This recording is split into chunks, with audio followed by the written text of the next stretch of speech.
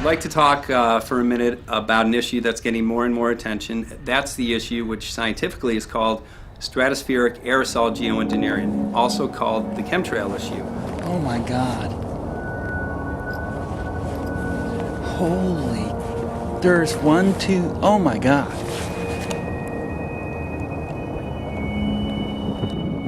Oh my God. Could a strange substance found by a southwest Arkansas man be part of a government test?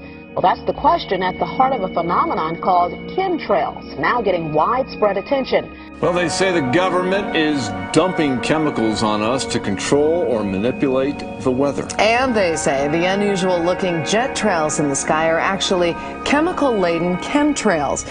The survival of the human race, literally, is at stake. The physical survival, the level of health that people will enjoy, the survival of the planet. If you're concerned about the environment, this is your issue. And yet most people have no idea that it's even going on. It is called geoengineering, fighting global warming by putting a chemical dust in the atmosphere and reflecting harmful radiation back into space.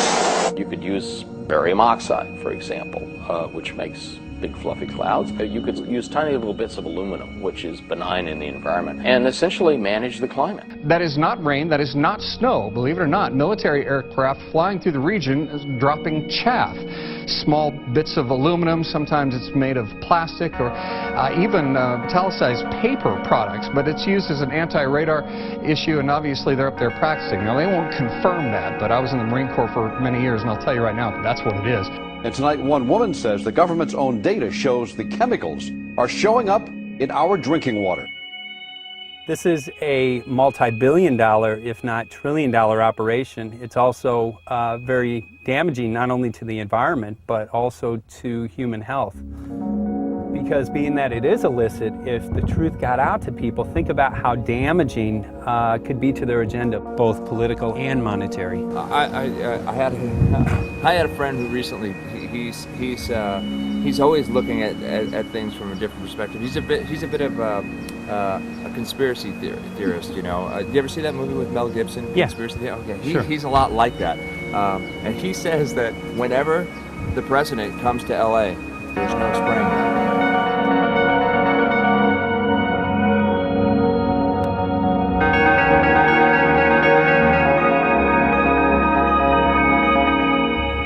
Amazing. It's just amazing to try to look through somebody else's eyes. Like my eyes, I can see this, so it's like night and day, and other people it's just the illusion is just so deep. What do you think would happen if everybody awakened to what was going on and what the plans were of geoengineers? I think they'd have a revolution in Hawaii. If people really understood what was going on. What's your concern for, I know that you love the land here. What's your concern about the chemtrails? Well, that we won't be able to live here and grow our own food. And that our health is going to be compromised. It already has been. Yes. And the thing is that they're doing it every day here, every day. So it's hammering, micro doses every day. And then, of course, it's getting in the environment, and of course, it's weakening the plants. And it takes a couple years for this to actually weaken the plant. So we're asking for GMO taro. We're asking for GMO papaya because we can't grow our natural seeds. We can't be sustainable. We can't truly, be here as God created us to be.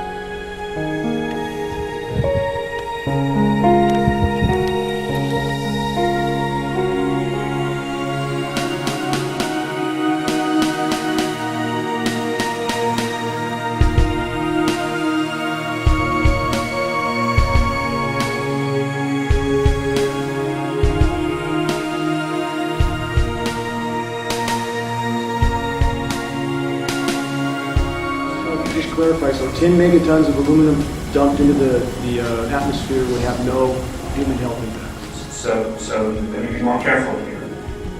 To separate out the toxicological, so the aluminum we've only begun to research and publish nothing. There was was mason jars, and they were brand new, sterilized, and that's what we catch the rain in. And then there was a HEPA filter that we tested the air with. Okay, so you caught rain and then you basically filtered air. What did you find? Aluminum and barium. We haven't done anything serious on aluminum, and so there could be something terrible that we'll find tomorrow we haven't looked at. But this is virtually exactly what the geoengineers described and did describe in the conference, as you know, as the result of spraying aerosols, a white haze that would eliminate our blue skies. It's exactly what we see. So it's baffling to many of us how people can not give this issue the serious attention that it deserves when it's virtually everything the scientific community is describing as something they urgently want to do, but they still don't admit they are doing. So this is being done over our farms and over our things. So basically they want to eliminate our ability to eat organic food, have clean water. So in some ways it sounds to me like, and you know, again, it's just a projection, but it sounds to me like this is control. How do we control the masses? What shows you can make very high quality, and do this in just a jet in a very simple way, make high quality aluminum particles just by spraying aluminum vapor out, which oxidizes. So it's certainly in principle possible to do that. There's a big literature that's already looked at that.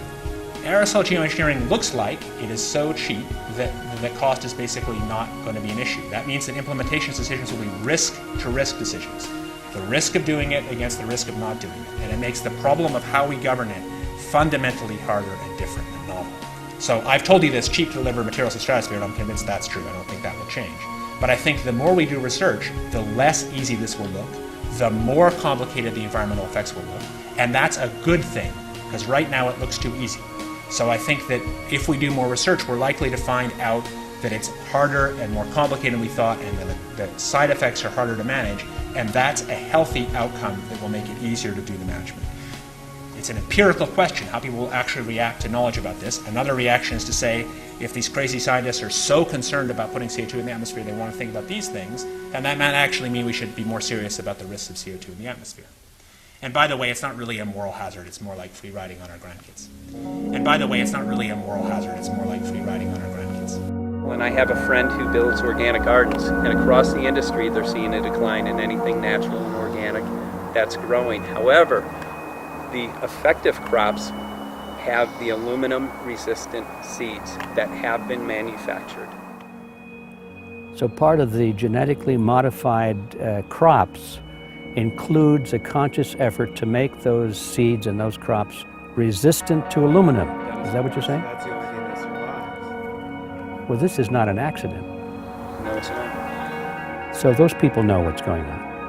Absolutely. Yes, they do. Not only do they know what's going on, but they intend to benefit from it. They already are. They've been. That's why we have to get this information out there. We can't let another decade go by without anyone doing anything. And I don't see how anybody who's got their eyes open and their mind open can come to any other conclusion but that somebody is spending a lot of money and effort to spray the planet. I know that whenever it's finally discovered, and it will be, the people who are doing it will undoubtedly say, oh, well, we did it for you folks. It's for the greater good of the greater number. It's for the society. It's probably to prevent global warming. But in my humble opinion, it's not in your good or mine at all. I don't know what it is, but we'll soon find out.